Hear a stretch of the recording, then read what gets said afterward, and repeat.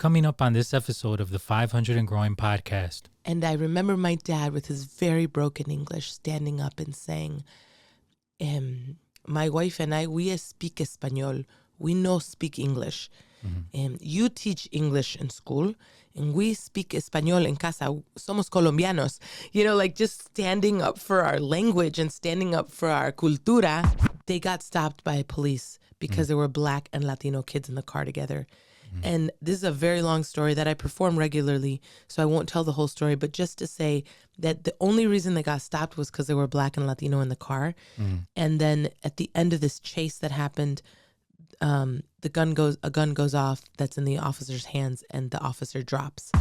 But I was like, man, this is the role of roles, and I really wanted this role. And it was like I had been working years for that level of recognition, and I just knew that if I started my marriage picking my career over my marriage, that couldn't end well. Because I didn't think that because my story fit in the Saved by the Bell TV show that it mattered. I didn't think that I had a good story because I didn't see it on TV. And just because it wasn't on TV didn't mean that it wasn't a good story. What's up, everybody? A free and really impactful way to support the 500 and Growing podcast is to follow on Spotify or Apple Podcast or your preferred podcast platform. Another totally free way is to subscribe on YouTube at the 500 and Growing channel. You get to see the episodes a week after the audio podcast has been released. Remember to like and review. Send this episode to somebody that you love that can grow by the powerful experiences you learn about. It helps us delivering high quality, engaging stories of guests who are typically people who live outside of the 9-to-5 and choose to cultivate their passions while reaching for their highest potential. So if you're enjoying the journey of the stories we feature on the 500 and Growing podcast, hit that follow button, subscribe on YouTube, and help us grow. We appreciate every single one of you, and thank you. Enjoy your episode. 500 and growing. Podcast. Dedicated to the underdog, cause I see you. Working on your craft, getting strong, cause I see you. Ready to set it off and on, cause I see you. Correcting all that is wrong, cause I see you. Cause I see you. Hey. This is Jesus Azteca 500 Sanchez. I am the host of the 500 and Growing podcast, and today we have Jasmin Cardenas. Jasmin Cardenas is a person who does theater, who is a thespian, who is an actor, who does poetry and different outlets like talks to people, has storytelling, is an incredible artist. And today what we are going to do is we're going to dive deep into what it's like to be in theater, what it's like to create your own show, what it's like to, bet on yourself, start your own business, and be an artist and live as an artist in that way. So everybody, let's give a big round of applause to Jasmin Cardenas.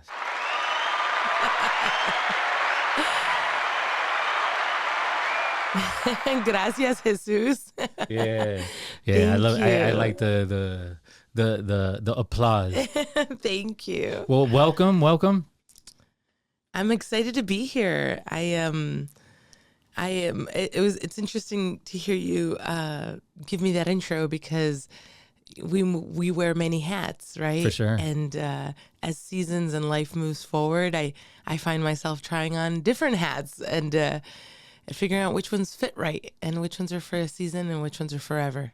Yeah, and I mean, I think that that's something that an artist does, where it's just like they are usually people who not only specialize in like one type of art, but like are kind of enchanted with this creation of like different types of arts. Like for me, it was like I started drawing and then started doing graffiti and then like got into music and understanding like music recording and sound engineering. And then it led me to like painting murals, and it's just like breakdancing. So it's just like, I think that it's something that would relate with your story.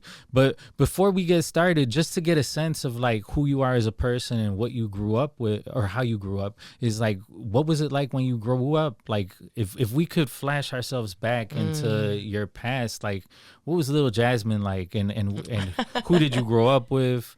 What was your family structure like? Like, what was that like? So I am a very proud daughter of very proud Colombians. Mommy and Papi came to the United States separately. They both moved here. Papi first came to New York City and then ended up in Chicago. Mommy came to Chicago, but I've always done justice work. And the more I find out about my parents, the more I realize it's like in my blood. Sure. It's in my DNA to fight these corrupt systems. But as a little girl, as a little Jasmin, my first language was Espanol. And my parents, we lived in Chicago, right here on the north side of the city. And we lived very close to what is today ranked one of the top CPS schools, but at that time was a little dangerous.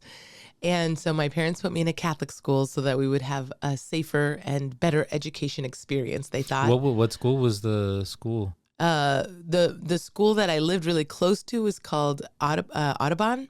Oh, okay. But the school that I ended up at was St. Ben's. Okay. And St. Ben's was really, for the most part, a great experience. I didn't have a lot of English when I went into that school. And it was thanks to Big Bird and Reading Rainbow and Mr. Rogers that I had a little bit of English. Yeah. And I remember very clearly sitting at a table with really fat crayons, coloring a picture of Jesus, waiting for Mommy and Papi to come. And I thought I was in trouble. And my teacher, whom I loved to pieces, I really did, I loved her to pieces, she and another teacher basically sat my parents down and told them that they really needed to speak to us in English because we weren't going to learn if we didn't learn it at home too. And I remember my dad with his very broken English standing up and saying, my wife and I, we speak Espanol. We no speak English. You teach English in school, and we speak Español en casa. Somos Colombianos. You know, like just standing up for our language and standing up for our cultura. And you were coherent, like you knew what was going on while it was happening in front of you. That must have been super powerful for you. That's like an example of, dignity, right? Yeah. My father's a very dignified man, and so is my mother.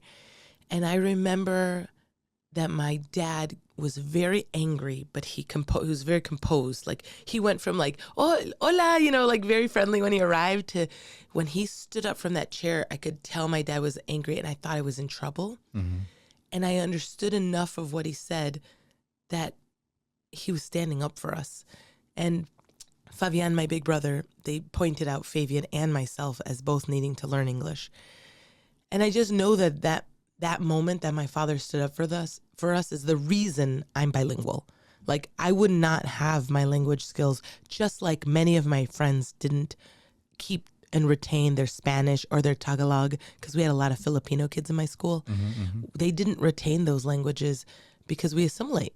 We do. Yeah. We assimilate. I mean, my kids are something that we're dealing with that right now, where it's just like, like we want to keep the language. But we also want them to be proficient in English, where they're understanding, their schoolwork. But it's just like it's a fine line, right? Yes. I think that one of the best things that you could do is like totally culturally immerse them and take them to a place where they can't speak anything but Spanish. Yes. Right? but yeah, man. Like I relate to you because I spent part of my life in Catholic schools as well, because the neighborhood school was just like it was rough around the edges. And although I love my neighborhood, there was sometimes you had to cross gang lines, and for a young man that was like a big deal. Dangerous. Yeah, and so I ended up going to Our Lady of Tepeyac, to St. Roman, and then ended up going to high school to St. Rita. So it was an interesting. When you talk about coloring Jesus, like I flashed back and I was like, I've been there. So yeah, so Yeah. so you said you had a brother, right? I do. I have two brothers. Okay, so Fabian is my older brother and Giovanni is my little brother. so you're the middle child. I am. Okay. I am a bridge builder by birth. Yeah, like how do you like what is your place in the family? Like you're talking about bridge builder, where you like kind of bring everybody together and you're like, hey, everybody, let's be a family. Yes.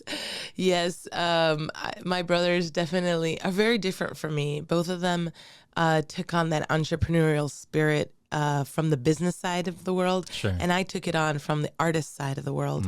I wish someone had explained to me how those are ultimately connected, but it took tripping on myself over and over again through my 20s and 30s to understand that what I was a business. I am a singer, I'm a dancer, I'm an actor, I'm a storyteller, I'm a writer. I am all of these things that are a business. And I didn't understand that because no one ever explained business to me growing up. I became very proficient as a performer and a producer of my work, but not understanding that that is truly and ultimately a business, and it is a hustle. So my brothers are great. They're my older brother and I both went to that Catholic school our whole life, and it's funny that when I graduated from Catholic school and went into high school, I went to Lane Tech, and when I entered Lane, I became a mathlete. And thanks to my very first teacher of color, Mr. Seibert, a Black African-American teacher who loved on us in a way that no teacher had ever loved on me, reminding me about how smart I was, how brilliant, how we were great problem solvers, how we had it in us to figure it out. And I thought that I was entering the mathletes and that was like an advanced track program. But I found out later, and it took probably till I was like a junior in high school to realize that we were actually delayed. Like all of my friends and I in that class were delayed, and he was trying to bring us up to speed. And it was That's dope though, because when you're in that situation, you can be broken down, and you know, like my mom, you know, we may have been broke, but I never felt broke, you know, and so it's just like that was a gift that my mom gave me, that taking that burden away. And so maybe that's what your teacher did. Oh my gosh, yes. Mr. Seibert was exactly that. He was love on legs. And he would walk in and be like, good morning, everybody. And it was like always positive and always joyful. And we were, you know, crusty teenagers, all moody. And he'd be like, no, don't bring in that mood in here. We're here for sunshine, you know. And it was like a joyful space. And the thing about mathletes, and this is something I learned as an adult, maybe in my 40s, possibly in my 30s, when somebody told me that we were actually an experiment from the University of Chicago. What? That the Mathletes program was rolled out to see if they could bring students up to speed by being positive, by having them work in small groups rather than one all by yourself on a piece of paper, challenged by your own, you know, struggles, that you could problem solve together and that you could ultimately come out on top because you worked with each other's strengths. And I had none of us understood any of that when we were teenagers. We were just teenagers. But let me tell you, not only did Mr. Seibert change my life because I felt stupid as a math person. I felt stupid mathematically. I really was challenged. But he gave me back that sense of like, I can do this, even when it was hard, because it was hard for me. But it was like, just because it's hard doesn't mean you give up. You challenge yourself. You could do it. You know, use your smart parts. And I just am so grateful to him because in my grade school, they were all white teachers. And so this, again, was my very first high school experience and my very first Black teacher or non-white teacher. And he was so affirming and positive that I'm sure, even though I've never thought about it, he probably changed the way I felt about all of my Black teachers after that point. Because at Lane, I had several and I had never had one. So it didn't... But just Black people in general. Oh, yeah. We had one Black student in my grade school and he was Haitian. He came in when I was in 6th grade and he was Francois and he came from Haiti and listening to him was so beautiful. He had such a beautiful French language, but he was not Black American, right? He was Haitian. But we were a very mixed school besides that. We had a lot of Filipino kids. We had a lot of Latino kids. I wasn't the only Colombian kid, and they weren't all Mexicans. And you're right? talking about grammar school. Grammar school. There was Guatemalan kids. There was Ecuadorian kids. There were Mexican kids. There were Puerto Rican kids. Right. We were a very mixed community. We also had a lot of families that were not that far removed from Poland or Italy or Irish. Right. Like my best friend was Irish and Italian, and that was by her grandparents. Right. Like, so our community was pretty darn mixed. Eastern European immigrants, white Americans that had been here several generations, and then like Latino community and Asian. Oh, we also had like this beautiful Vietnamese family that I grew up with who moved in to our second floor apartment when I was really little. I want to say they moved in when I was like 7 or 8. And I basically grew up with them. First grade, second grade. Yeah. And we grew up together. And so I grew up around a very mixed community. While Chicago is very segregated, our little pocket was actually very diverse. But you're on the north side, and so that's one of the things that I've kind of noticed moving to the north side is that the north side is like a different zone. Yes. You know, like the south side is very tribal. It's like people have their places, and it's like it's drawn out in the map, and that you don't go past the viaduct because there's another neighborhood there. Yes, that was not the case. For safety reasons, we couldn't go to the south side by ourselves when I was a teenager. But when I say south side, my mother meant like Humboldt Park. Yeah. Right? Like she was That's not even thinking. I know that's so north side. She was not thinking I was going to go off to like Pilsen by myself or La Villita by myself. But when you're a north sider, like the north side has its own communities and areas. But growing up, I would say that like, I didn't realize the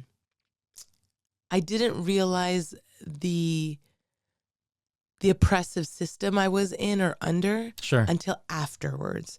So while I was aware that I felt different, I didn't understand what those differences were related to, because the even though it was very diverse, as I'm talking about, the people in charge were actually still white, right? Like at the core of it, the parish was very white.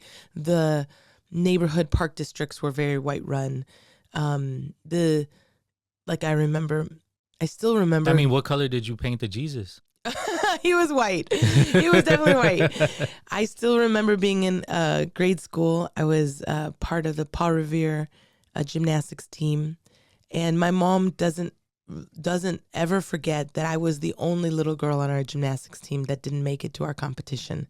And it's because the address that we were given, no one was there. I can still see the door pounding on it, hoping that they would open the door, because I got to compete at city level, and no one was there. Somehow, they gave you a wrong address?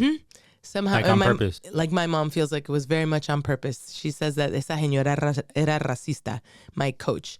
And I was the only one. I was the only one on our team that didn't make it to gymnastics competition that year, and that was like painful for my parents, and I didn't know why, but it was painful for me because I remember banging on the door and running and trying to get inside the building, and everything was locked. And like mommy never told me that when I was a little girl.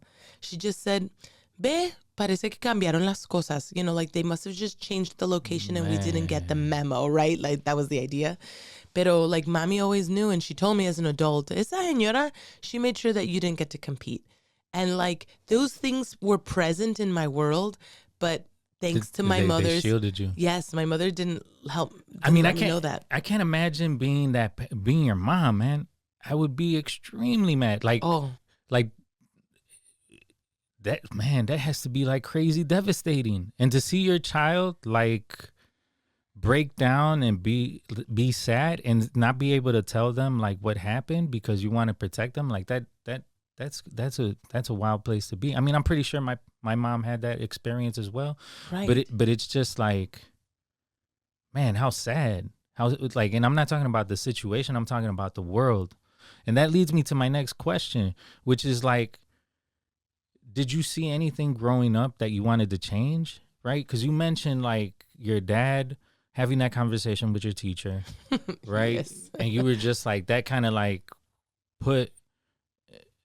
inculcated in you that you need to be proud and have dignity, right? Like you're talking about your mom and the fact that like she's seen these oppressive systems of like, you know, white dominant culture, like kind of harnessing you and stopping your development, but like shielding you from it. When did you get to a place where you were like, as a little kid, like, something's not right? Yeah, Or I want to change this.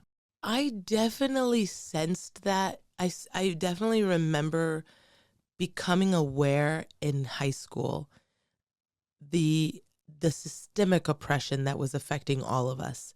And I was a high school student when that it was an immigration bill that came out of California, and it was affecting LA in particular, and there were all these actions that were happening all over the country, specifically in California. What years were they? This would have been in 1994. Okay. There was a big one. I can't remember what it's called right now, but it was like a big immigration bill, and it was going to negatively affect our community. And I, along with my peers at Lane Tech, we helped stage a walkout. And the same day that the national walkouts were happening in California and in New York, we wanted to be a part of that. And so I do remember this awakening happening, but it was happening. That was like the only one that was like very far away from me. More personally and more directly, I remember specifically getting involved in a case that had to do with a young Mexican-American guy. His name was Manuel Salazar, and we were sophomores in high school. We were all a part of Aspira, which is an after-school Latino youth group, mostly created by Puerto Ricans, but was an all-catching group for all of us Latino kids. And I was an aspirante. And at the end of the year, we would always perform for each other and, you know, like do like a salsa. And it would like, we'd go to a big location, a banquet hall, and the students from all the different high schools would perform or present to each other. And I remember finding out about this young Mexican-American guy who'd been in a car with his friends. They were Black kids and Latino kids. They were out in the suburbs, like out in, I think it was in Elgin. No, I'm sorry, wrong. Joliet. He was in Joliet. And they got stopped by police because there were Black and Latino kids in the car together. And this is a very long story that I perform regularly, so I won't tell the whole story, but just to say that the only reason they got stopped was because they were Black and Latino in the car. And then at the end of this chase that happened, a gun goes off that's in the officer's hands, and the officer drops. Manuel was beaten by this police officer. He ran for his life. He escaped to Mexico. And then months later, he was dragged back to the United States, like paid for cash at the border, which like violated the Habeas Corpus Act between our countries, and then put on death row. He didn't know that his trial lawyer was paid for by the cops and was corrupt. And it wasn't until he was on death row that he found out that that guy lost his license because he was corrupt. And so I had organized my friends to tell a story. He'd already been in prison at this point, I think about 16 years. Actually, that's not true. I think he'd been in prison up until this point about 12 years. And we like organized and we started telling a story. We performed it, right? At that point, I understood that I had the skill of storytelling and theater, right? I had been in my theater plays at school. I got my friends to help me, and we created the story of his we acted out his story, both the action of that day and then the legal proceedings afterwards. And the lawyer who was representing Manuel was so blown away by what we did, just a bunch of high school kids, that she asked us and invited us to keep doing it, to keep performing his play wherever his paintings went, because he'd started painting in maximum security prison. Sure. And was an incredible painter. Wow. And I started to like pen pal with him, if you know, while he was at the Joliet Correctional Facility. I would like write him letters and he would write me letters, and I just got to know him, and I was so connected with the fact that he was literally just 2 years older than me when that happened to him. Yeah. And he'd been in prison. He was wasting away his 20s. He was just sitting there in prison. And I just was it was like this cracking open of my brain and making me realize like this could have been any of us. The summer before we told his story, I had been driving down Irving Park Road with my brother, and I saw a friend walking down Irving Park Road. We were going to turn onto Damon, and I was like yelling, and she didn't see me. And I leaned over and I slammed on the horn where my brother was driving, and to get her attention. And the Cadillac in front of us thought that we were honking at them. Yeah. So when this man turned, he stopped almost in the intersection, but just off of the intersection onto Damon, and came out, and he was raging red. He was yelling at us, "You stupid Mexicans," like just yelling at us. And my brother, so responsible, starts to open the window to like explain to him that his stupid little sister was like not honking at him. She was trying to, and I was like, "No, bro, don't open the door. Don't open the car." And that guy just kept yelling at my brother, wouldn't hear him, and then punched him and broke Fabian's nose. Whoa. I took down that guy's license plate and the make of the car. We called 911. My parents took my brother to the Children's Memorial Hospital because my brother was just 16 or 17, and nothing got done. My parents filed a police report. We had his driver's license and the make of his car, the color. We described who he was. Nothing came of that. Sounds familiar. I was so mad. Like these things were like cracking open my head. My brain was like trying to comprehend. There are two sets of rules. Yes. I mean, you see what's happening in California right now, and then what happened at the Capitol, and you see how different people are treated differently. Exactly. Yeah. And like for a young teenage girl who's trying to just understand her place in the world, this stuff didn't make any sense because I had gotten all that Bible teaching, be good to your neighbor, treat others the way you want to be treated, be honest, be kind, be loving, be patient. All of these beautiful and supposed goals that we were all supposed to be. And yet other people broke them and there were no consequences. So it really affected me. I began to pour my heart into matters of importance, right? Like fighting for Manuel's life became a really important part of my high school years. Yeah, and just real quick before we move on from Manuel, like you were pen pals with this young person. Yeah. Like, what was his mental state like? Like, if you had to describe Manuel, like, what would you describe Manuel? I mean, first, he's in this really crazy situation he's not in control of. Yeah. He's just like, he's I mean, obviously he's captive, but in the mind as well, like being put in a cell and rotting away is like a whole nother like mind trip, right? Like what was something that blew me away about Manuel is his patience.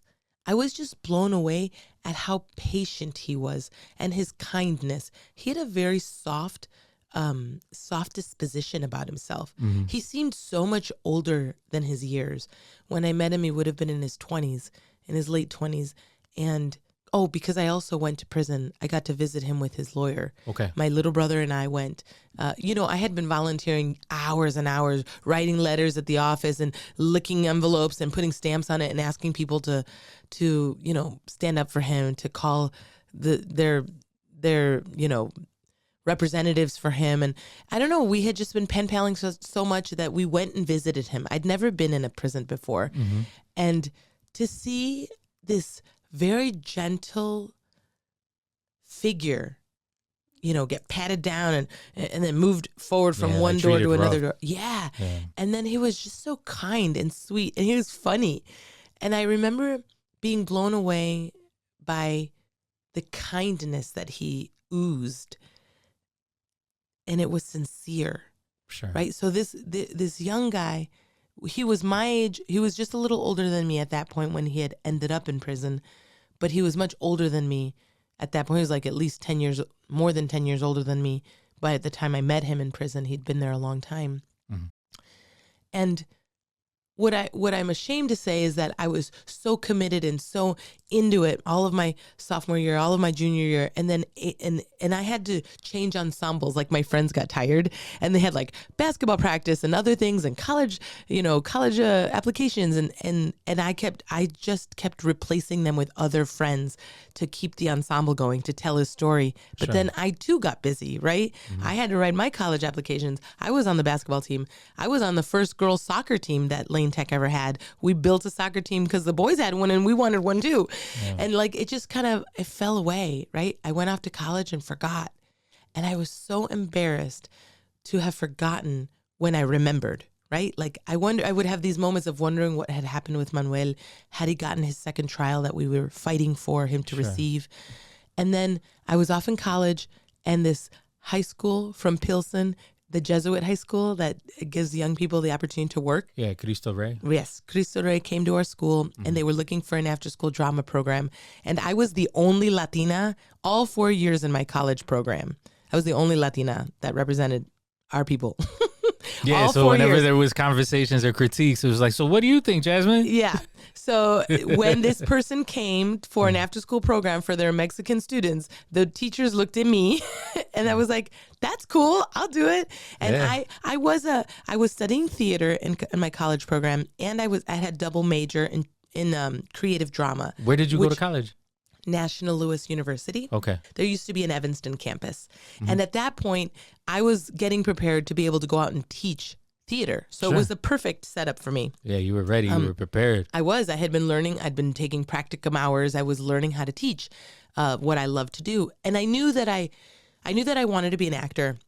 But I also knew that I needed a day job. Every actor does. And I would be a terrible waitress. I'd probably forget people's orders or knock it all over them. I knew that I wouldn't do well inside of a closed office as someone's assistant. And I knew that I loved youth and I wanted to teach. So that was going to be my sort of side job, was arts education. So I take on this job and I'm working with these young people for weeks. And probably at the end of, 8 weeks or something, they wanted to perform.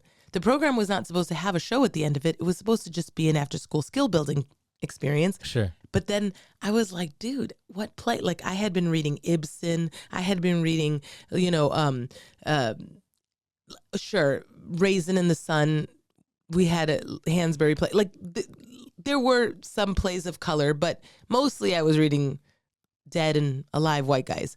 And I just none of these plays are going to be very interesting for the students. And so I just mentioned to them that I had written a play with my high school friends that was about a young Mexican-American guy. Did they want to read it? And when we read it as a circle on the floor of that gymnasium, they were all like, oh my God, we have to perform this. We have to tell the story.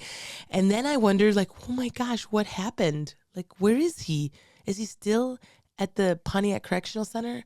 Is he home yet? Like, what happened? And I drove past the office where his lawyer had been, right at the corner of 18th and Blue Island. There used to be something that said, "For the defense of Manuel Salazar," and they weren't there anymore. There was no sign. I couldn't get a hold of Marlene, and my mom remembered where she lived because my mom had dropped me off at Marlene's house during all of those years of efforts, or picked me up there. If Marlene took me somewhere, she would pick me up. And so I literally just knocked on her door and it was at like 8:00 at night. It's dark. I know. And she came downstairs and she was like in shock to see this young woman standing in front of her. Yeah. And she told me that he had won his second trial. Nice. And that he was free. That's he was what's up. living at home with his mom in Joliet, and like gave me his phone number. And I was like blown away. So that was such a beautiful gift to me, to see that justice can prevail. Yeah. And I think walking this walk of social justice work is full of so many disappointments regularly, that to have this pinnacle moment at a very impressionable age that justice can win was really important for me. Yeah. And that has, I think, sustained me during some really hard times as an adult, fighting this fight and losing in different scenarios where you just are like, why bother? Why bother, right? But I'm reminded that justice can prevail. It does sometimes happen that we get to live on the right side of history and make things right. And it was mind blowing. Manuel ended up coming to my college university campus to see the students perform. Nice. And that was like such a wild Full 360. circle. Yeah. Yes. It was such an incredible experience to have him watching that. And what he said to me was, "This is something else, Jasmine. You did all of this for me. You're my brother's keeper." Yeah. Right? He reminded me we all have to be each other's keeper. Yeah. In his poetry and his poems, he had written a poem called, it says, let us stop blinding ourselves to the suffering from others and take the time to care. For I ask you to ask yourself, are you or are you not your brother's keeper? This is like a poem that is connected to a painting of his. And I just keep holding on to those words. We have to be each other's keepers. Because if not us, who? Yeah. Right? Who? So, I don't know. It was just a really devastating couple years of seeing this brilliant life stuck behind bars and unable to. He was still growing, even though he was stuck behind bars, Sure. but unable to truly become himself. Yeah, like flourish. And flourish, to then get to see him come out and be free.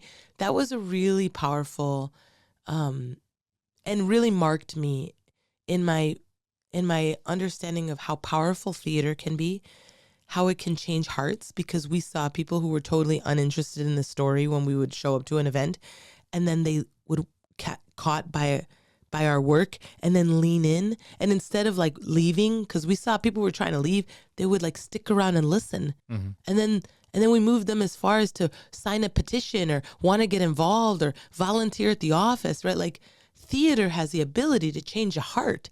And if you can change hearts, then you can change and turn it into a landslide effort, right? There is power in people feeling like they have purpose. Well, I mean, I think that theater gives you empathy, especially theater. Yes. And film or anything visual and audio. Like, when you're able to hear people's stories, you're able to relate to them and you're able to be like, I have to say, I didn't understand the power of what we were doing at that age. mm-hmm. I just knew that I had to do it. And when I was in college, again, the only Latina in a theater program all 4 years, I learned all of the sexy monologues. I learned all the characters I became all the characters who could take power with their sazon and their sensuality. Mm-hmm. I'm so grateful to one of my professors who reached beyond that with me and gave me other roles that were more compelling, that had more depth to them. Mm-hmm. And again, this is a very traditional theater program. So I learned about the Greeks, and I learned about Brecht, and I learned about Shakespeare and all of the traditional plays.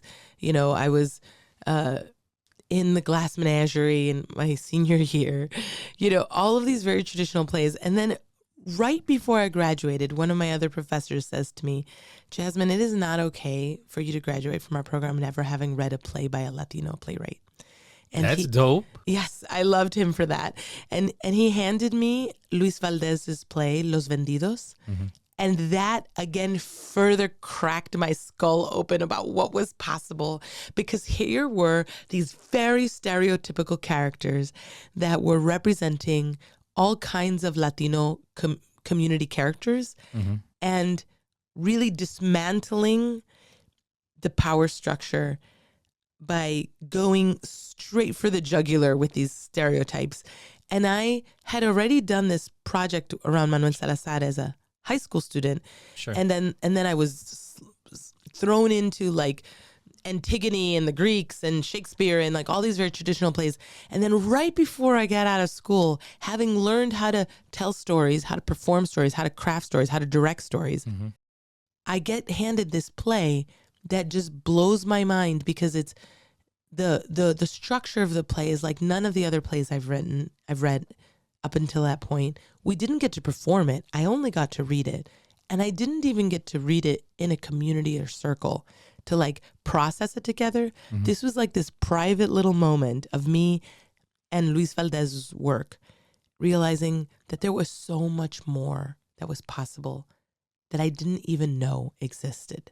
Yeah, because you had already told like a story of ours. Now you're just like, without knowing, maybe. Mm-hmm, really. And now you're seeing one of our stories through a lens of somebody else, and you're just like, whoa. And this play was published in the same director's manual it was a book of plays that it was one of my college books, right? Like just one of the pieces of curriculum, right? Yeah. But it was so different from the other plays. And it was probably skipped over, no? Yes. No, I had read several plays in this book and I didn't even know it was in there. Yeah. I did not even know it was in there.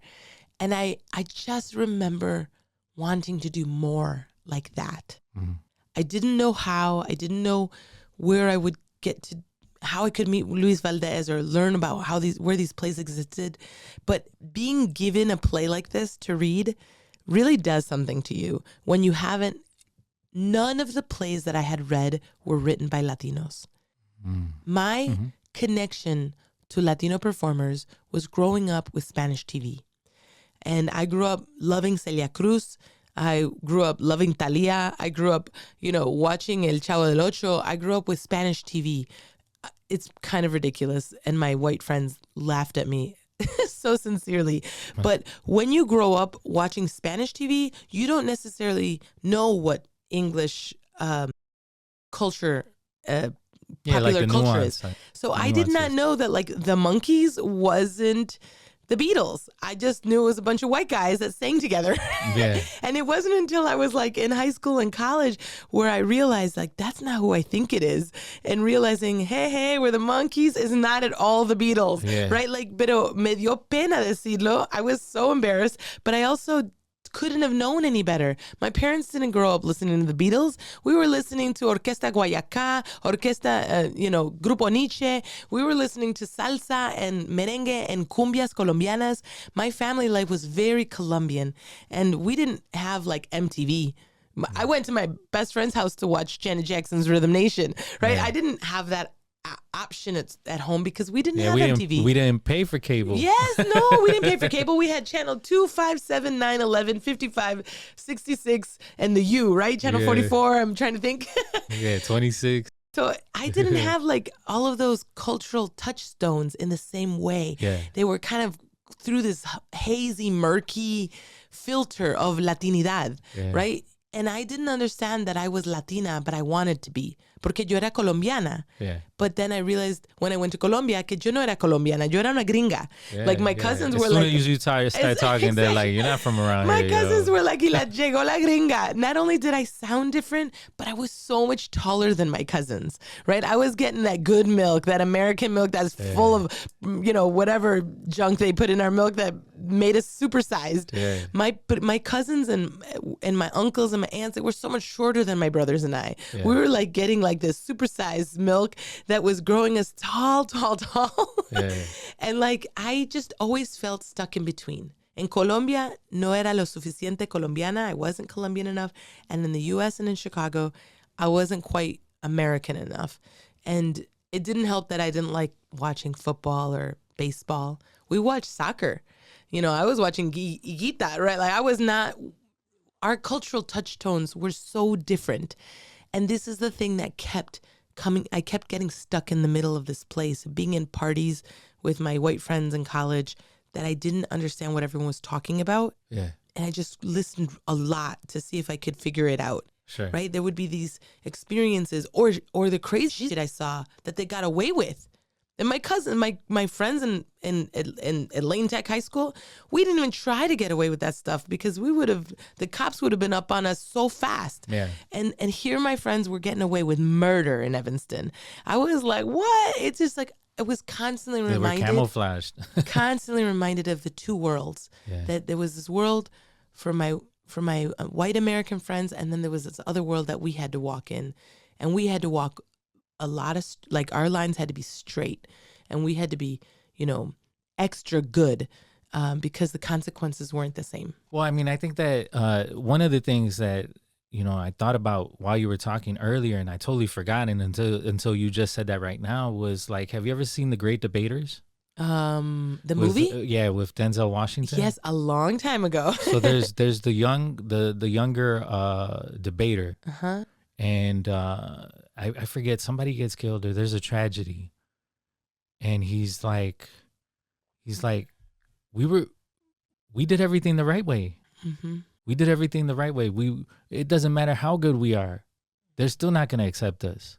They're still not going to accept us. And that heartbreak of like the system that you're talking about, where it's like these unwritten rules that are so obvious.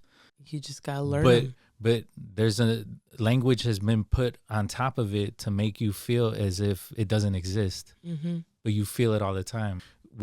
I would infer with my complexion, we're kind of almost the same, right? Yes. Like we stick out, we don't camouflage. Yeah. And so when you see the Evanston kids getting away with stuff, they're doing it because they're white and nobody's suspecting that they're doing anything bad.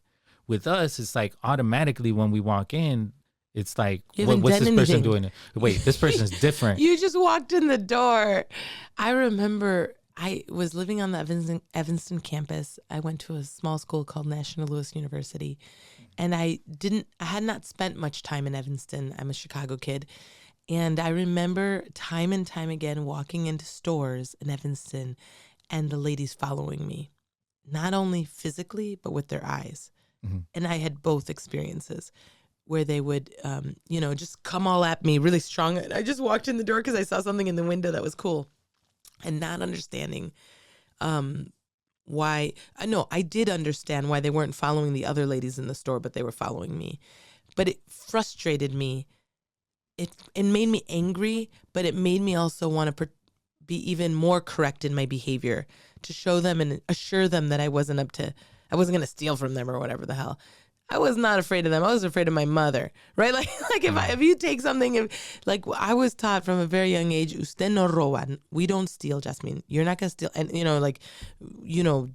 you're a kid, you want a candy, you're at the little grocery store with your parents at the corner store and you take something and the consequences were so extreme because we're honest people.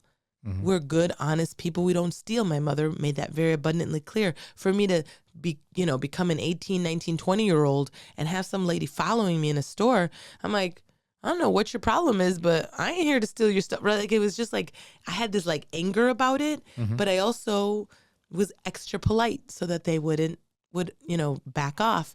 And like that was so unnecessary. It was just so unnecessary. You have to keep proving yourself. That's what it sounds like. Always. And I'm grateful that at least in my college experience that my professors didn't make me feel like I was untrustworthy like that. My college professors never made me feel that way. The material we were covering was stuck in a canon. Yeah, the white canon, the white old white culture. canon, right? So that wasn't helpful, but the feeling of community was wonderful. I had a wonderful theater experience in college, but I didn't understand how limited it was until after I graduated, got out and heard about my other friends who actually had things like gender studies and women's history and liberation movement. And like none of that stuff was available when I was in school. Those classes didn't exist. And if they did, they were not on my campus because I looked. Sure. I looked in the anthropology section of things. I was trying to find to understand sociologically what was going on in my community, with like the things that I was trying to understand, and I couldn't find those in the course book. And so I just remember growing up wishing that I could have gone to a campus that was more diverse, that was bigger, that, was what mine wasn't. I will say, though, that I really benefited from going to the school that I went to. At the time, I got a performance scholarship to go there. That meant the world to me. I decided not to go to the schools that had accepted me outside of the state because I did apply at many places. But I was dancing flamenco professionally with the Ensemble Español Spanish Dance Company, and I was a junior, and then I became a company. Before you're a mentor, you're a. Oh my gosh, I'm tired. I was a junior, and then I was a company. Whatever it's called, like you're learning to be a company member. An apprentice. Thank you. I was an apprentice dancer, and I didn't want to lose that. So I decided to stay local so that I could drive to rehearsals multiple days a week. Sure. Any other university would not have worked with my calendar because I had a professional rehearsal schedule at this other location that was not our campus. Yeah. So I'm so grateful to my university that they did work with me. They did bend over backwards and, to make beautiful things happen so that I could continue my dance studies. Also in my senior year, they did something they'd never done before. I had this crazy idea that I wanted to go to LA for my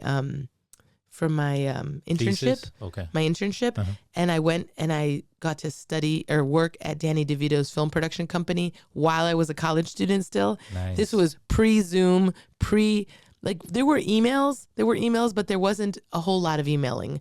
I was on a phone conferencing into my classes for that whole semester while I lived in LA.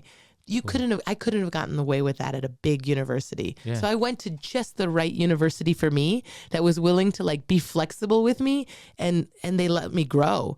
And no other student did that. There wasn't a student in their story before or after me that went off and worked in LA while I was a student. And so I'm grateful to my university, right? There's just I remember the harshness of being told not to speak Spanish in grade school. I also recognize the warmth and the love that those nuns gave me, right? Every coin is complicated and has more than two sides. Oh, for sure. So, I mean, we're polarized in this environment where it's just you're either on that side, you're on this side. Yeah. You either think this way or you think that way. And there's so many nuances and differences I mean, I think that's one of the things that we're deprived of right now as far as a society is the idea of being empathetical and seeing the other person for who they as are. A whole human. Yeah, as a whole human. As a whole person. Take in that person with the good and the bad and the ugly and the beautiful parts of them too. It is disappointing. It's disappointing to be at this time and for us to paint, for someone to paint all Latinos as if we're rapists and drug dealers, to paint all white people as if they're racists. We're complex. All human beings are very complex. But for me, at the heart of it, we have to look at each other's humanity. If you can't see your fellow neighbor as a human, we got a problem, right? And that's where we're at. It's some people get afforded humanity and others don't. And that's not going to help us in the long run as we're seeing it all explode in our faces. Yeah, and I think that selfishness is one of those things that definitely is ripe. It's fertile. The ground is fertile because we're so selfish as a society. It's what I want, what I need. I don't care about what you need. I don't care about what you want. It's about me. It's about me. And so it's easy to demonize and to dehumanize a portion of the population and just be it's your fault that I'm in this situation. And so it's what happened in Germany. But speaking of which is kind of what we've already talked about is what were some moments that you had to stand up for yourself? Gosh. There's been so many moments of growth, right? Because I see those as moments of growth. Mm-hmm.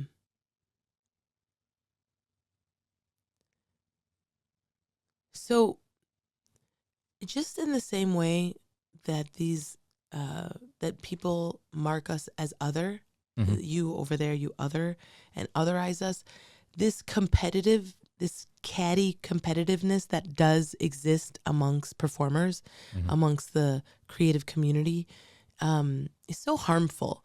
And I remember working my tail off for several theater companies in Chicago that were considered the Latino theater companies. Mm. So I'm older in that when I graduated from college, ready to be an actor, we did not have blind casting. You did not go to see a play like you can see now if you go to Steppenwolf or Goodman. You did not go to the theater and see a family that was made up of, a particular, a traditional mom, dad, children, and that they might be Asian, white, and black mixed in the family. Sure. No, they were as traditional as you could be, right? They were trying to cast a man and a woman that kind of looked that they could be a couple, and then actors that would look like their yes, to the most traditional end of that spectrum.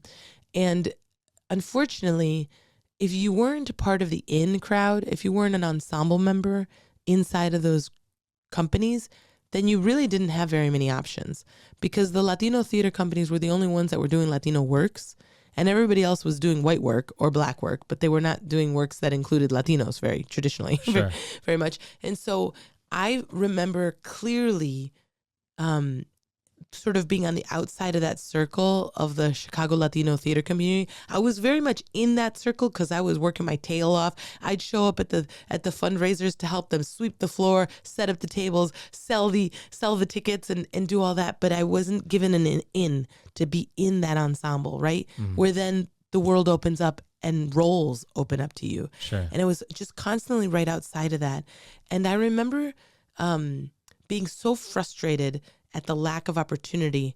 Even though I was in plays, I did a lot of work, but I was just kind of tired of being like the third ensemble member to the left, right? Never getting like a principal role, because the principal characters always went to the ensemble members. That I just kind of rebelled, and I was like, screw this. I'm gonna write my own show. And so I did. I wrote a show called Niña Buena with a question mark, Niña Buena, and it was a coming of age. I remember the flyer. The flyer was like of a girl with yes. the delantal, and like you kind of like I was on legs open. I was on right? the floor with my with one of those Cyndi Lauper crazy tulle skirts, wearing combat boots, which really was my push against like Latina conformity, and mommy wanting me to stand the proper way and cross my legs and be that proper niña buena, and me pushing against it hard with my rock and roll music and my wild antics, and really I was just expressing myself. But I wrote this show that was an opportunity to tell the stories that I wanted to tell, and they were based in my life, but it was a lovely show. I performed it in lots of places, but when I self-produced that, right, I got invited to perform it at the University of Wisconsin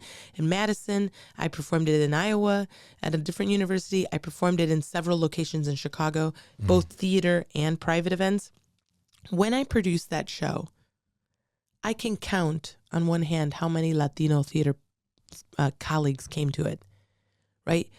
Even as I am showing up to your fundraisers, sweeping your floors, selling your tickets, getting butts in the seats for your show, and then I produce something all by myself and you don't show up. Ooh, I know that. To me, I was like, that was the line in the sand. I was like, you couldn't bother to spend money to come and see my little play. And the first time I produced it was at the La Villita Villarte Festival. Yeah. Uh-huh. And I knew it was in an unconventional location. It was in the back of a coffee shop, right? And it was in this like homemade stage. But I specifically brought two artists to be a part of it with me to make it a more beautiful female-led event. And wonderful numbers of people came to see it, but not my Latino theater community. Wow. And that for me was like a click, like the light switch went on. And I thought, I see how it is. Okay. Point taken, right? I'm gonna work my tail off for you, but you can't possibly just support me a little bit. Okay, esa no se me olvidó, right? And then I've done it again, right? Because I've produced that show again and again, and others. And what I started to realize is that I had more It's agency. like the scarcity model. But yeah, you were talking about agency. I had more agency in self-producing, because while those Latino theater community members and friends didn't show up, the rest of Chicago showed up. Yeah. I had lots of people come see that play that I knew and didn't know, and other plays. And my storytelling work really took off. And I found more strength in being able to tell my own stories. So as a professional storyteller, I found that I could control my schedule, because I had the autonomy to decide when I was going to say yes to a contract and when I wasn't, when I was going to set myself up to work and when I wasn't. When you're an actor, you're at the bottom of the totem pole, and there's a production calendar that's already been created. And it doesn't matter if it's your best friend's wedding or your prima's baby shower or your tia's wedding. It doesn't matter what you have in your personal life, because if it doesn't work on this calendar, you're missing it. And a lot of my 20s, I spent missing my family events. a lot of my 20s because I was on that hustle to be an actress, to make it, to get ahead. And how did you feel about that? Oh, it was so hard. It's so hard to miss. I still regret having missed my cousin's wedding in Florida, my prima's wedding, my other prima's wedding in Colombia. Like, and I was set to go to those things. How did you come to terms with it and find some type of solace in that? Even getting to the point where like you're building this and you can finally show it off, and nobody that you felt was going to support you shows up. It's just so demoralizing because I sincerely love and support my community. And I would say maybe too much and to a fault. I understand that how complex people are. I've had relationships with companies who now espouse to being equitable, and they are all about social justice and they care about the community. But I have receipts. And I can tell you which companies are crap, and you know they publicly espouse to being so social justice, but internally they're toxic as you know. It's just so. I mean, some family members are too. You know, like you be at the family party, like I'm not talking to you about anything I'm doing right now. And so it's just good to know those things, right? Because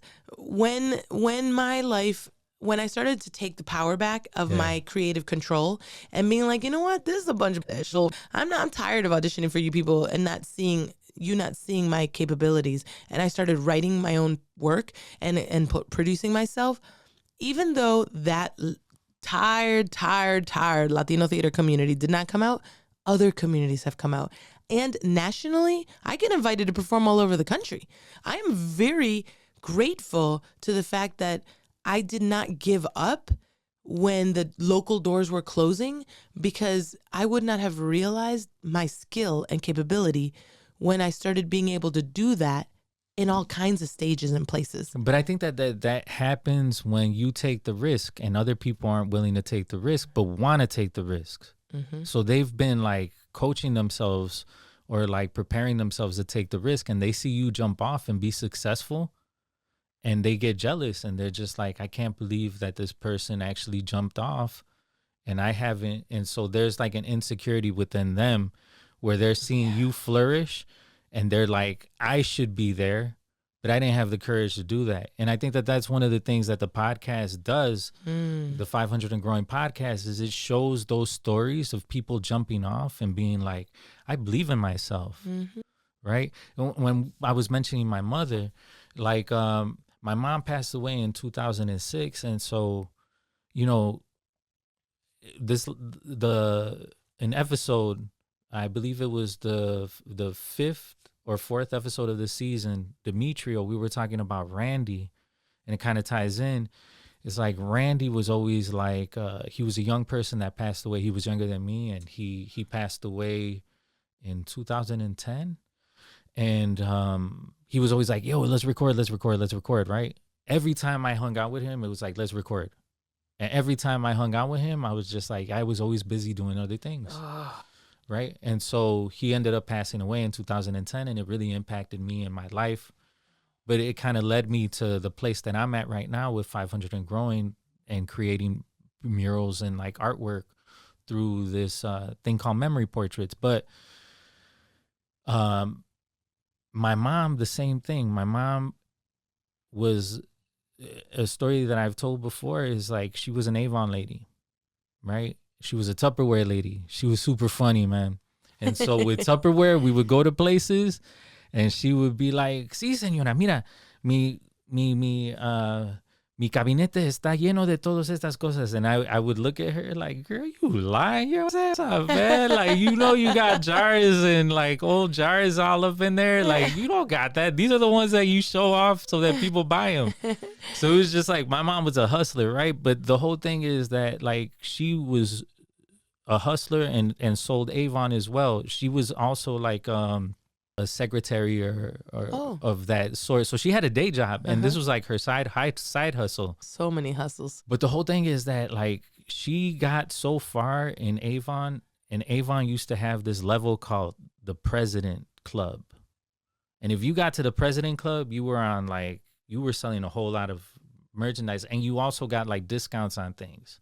So we had like boxes of stuff that she was gonna sell later, but we just ended up with boxes. So like, yeah, my house as a young person was interesting, man. It was like physical Tetris. But one thing is that when she passed away, I was just like, man, like she got invited to go to New Orleans for the President's Club like celebration or something, right? And she was like, hey, I'm going to New Orleans. You want to come with me? And I was like, no, I got to perform, or I got to do this and I got to do that. And when she passed away, kind of like what you were talking about with like dedicating your life to theater and like missing these moments where you're just like, man, like I regret it. I regret not recording with Randy, and I regret not really experiencing life with my mother, not knowing that she wasn't going to be here for very much longer, because I was always concerned with what I was doing. And so there were a lot of conversations that I've had, and one particular with Pastor Vic, which was one of my mentors. I loved Pastor Vic. Yeah, so you knew Pastor Vic? Yeah. Like Pastor Vic and I would be like in the office, and I'd be like, yo, when my mom passed away, I was like, man, I feel like super guilty, man, that I didn't get to like really, my life was always more important than my mom's. And like, I was always like, I'm doing what I'm doing, and I'm doing this because I'm advancing and I'm trying to build and I'm trying to do whatever. And it was always something else. And Pastor Vic was just like, you were young, bro. Like everybody that's young is always thinking about what they're, very few people at that age are like, let's think about outside of me.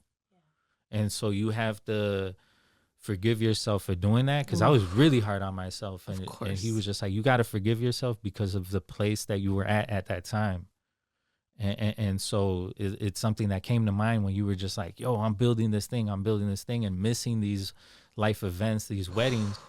Yep. It's part of your process. And now I think that now with my children, I try to be as present as I possibly can. And now what I would say is, what did you learn from that? Right? What you learned is to be present and to not miss those things. For me, I realized, so one of these companies that I'd been sweeping the floors of forever and trying to get in with, finally cast me in a role that I was really excited about. I mean, I was really excited about. But if I had said yes to the role, I was getting married and I wouldn't have been able to go on my honeymoon. Uh-oh. And I remember thinking like, Jesus, my husband, was a very flexible person. He's like, babe, if you need to do it, do it, And I was like, do I really want to start my marriage off on this foot where he's going to be taking second fiddle to my career all the time? And he does, in a lot of ways, have to play second fiddle to my calendar schedule for my work, right? Yeah. But I was like, man, this is the role of roles. And I really wanted this role. And it was like I had been working years for that level of recognition. And I just knew that if I started my marriage picking my career over my marriage, that couldn't end well. And so I said no. And for a long time, that was really hard for me to have said no to that, because I knew that I would have done that role well. And at the same time, I enjoyed my honeymoon. I enjoyed my wedding. I enjoyed it. Yeah. And that has come up time and time again, where I just have to pick what's ultimately really, really matters. And your priority. And then I can sleep at night.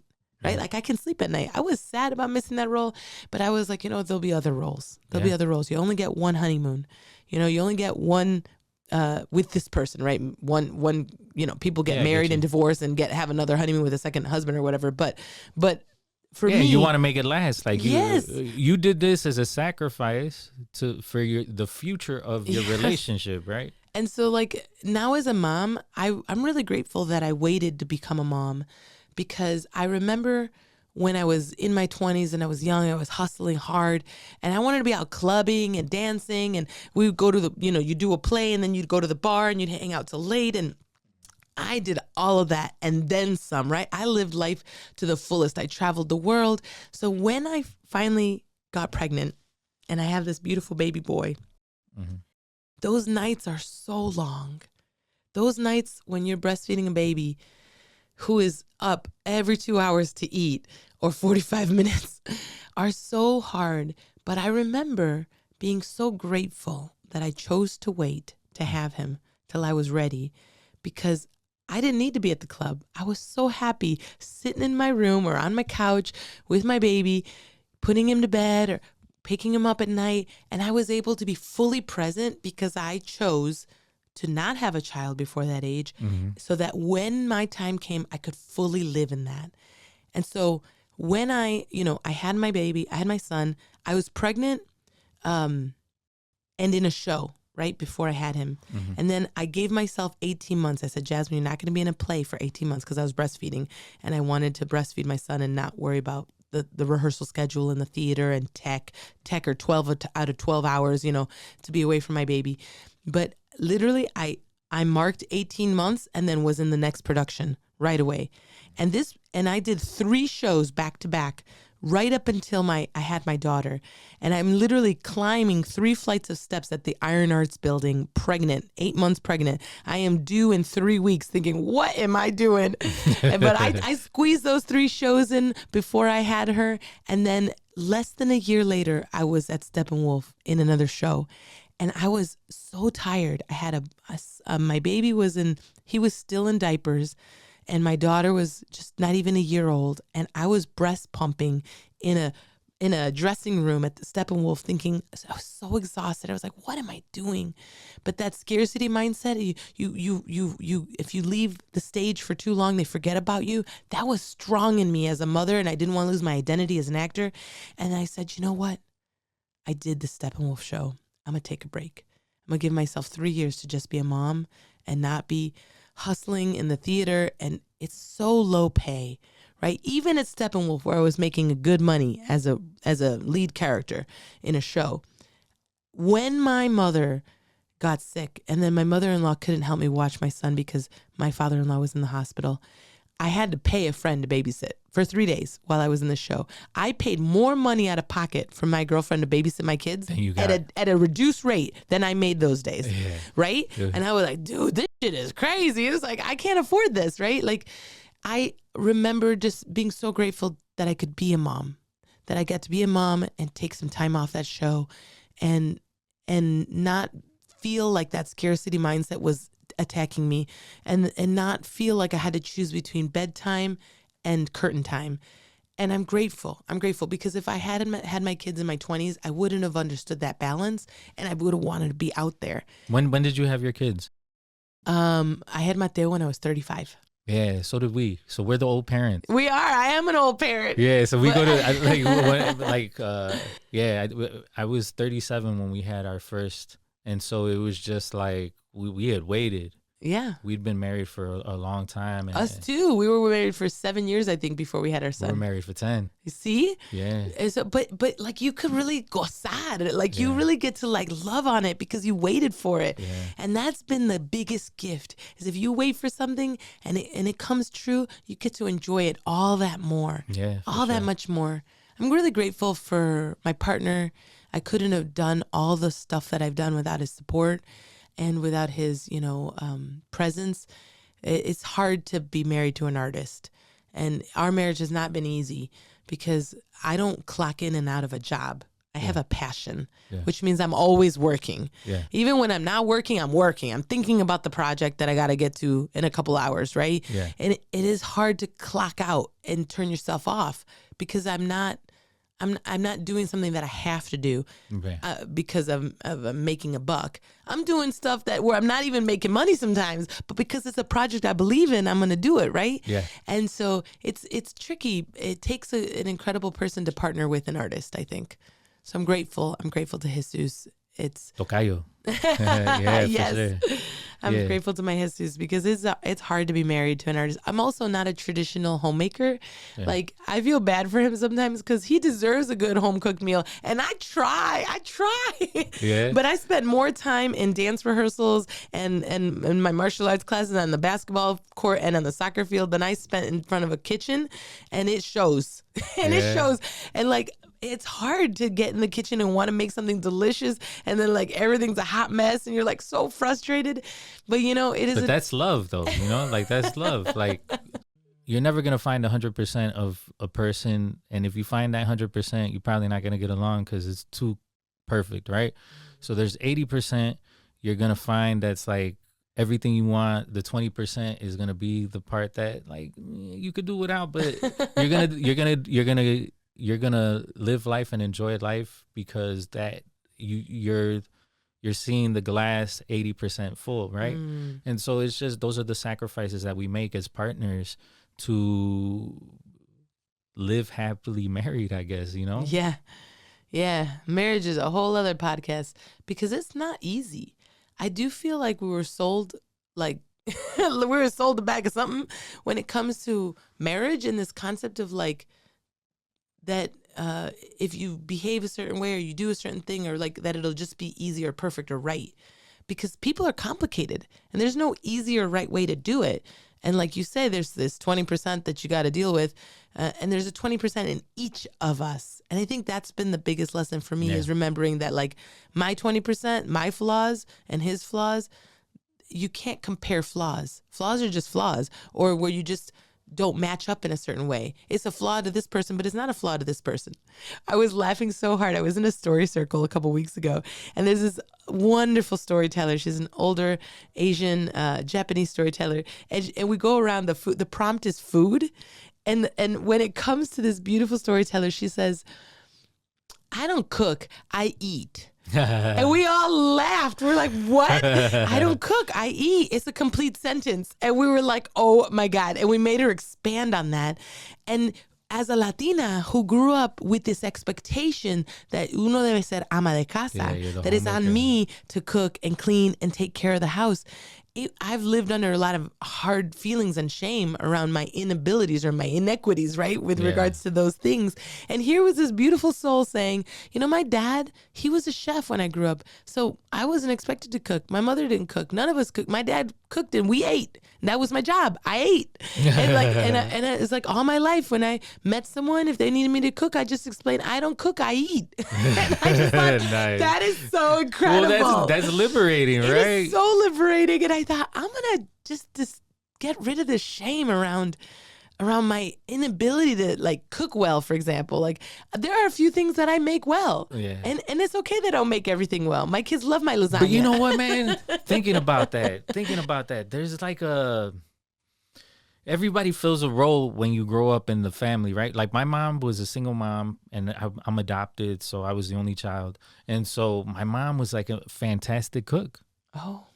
You know, like it was just like when the posada came out or was coming, she would make tamales, but then there was always that other lady that wanted to make tamales too, and then it was a face off. It was like dun, dun, dun, dun, right at the posada. Yes, there was a war being fought, but nobody was saying anything. People were just like your friend, like that person in the circle. They were eating, right? So at the end, all my mom's tamales were gone. And the ladies her tamalera was full of tamales, right? So I grew up with this incredible cook. Like one of my cousins, he's a little bigger, you know, and in stature, and he was a football player. And whenever we used to invite him over, you know, my mom would be like, "¿Quieres más, mijo?" Man, Sergio would be like, "Sí, tía," and I'd be looking at him like, "You eating my lunch, dog? You already had 3. Relax." And so my mom always felt like she fulfilled that role, and so as I never had to cook, you know. And so growing up, it's just like, man, I think that's magic. Like for me, seeing an actor like get into a role and like totally embody that character is magic to me. I have to remind myself of that what I'm really good at, not everybody's good at. Mm-hmm. And when these daily things, this daily grind of like cooking 3 times a day, you know, when the pandemic came, holy shit, we had to cook 5 times a day because everybody was home all the time, eating all the time. Mm-hmm. And it takes a lot, but I do have to remind myself that I'm really good on stage. Like I am a very good performer. And even though that doesn't feed people in the same direct route, it feeds their souls. And when you can become a character that speaks directly to the heart of someone in the audience that needed to hear that thing, that identifies with that struggle or that challenge or that joy, you're feeding the soul in a way that is similar to feeding the body with food. When we remind each other that we're not alone, it is so important. It's hard. It's hard because the concreteness of food is so easy, right? Like, aquí está un platado of something delicious, and like performance is not quite the same. But I know that like I can facilitate 150 people in a couple circles at the same time because I've done it, and people walk away nourished. You put most people in that scenario and they're going to falter because you can't handle, you're so outnumbered. But I regularly am facilitating 50 people in circles to talk about difficult things.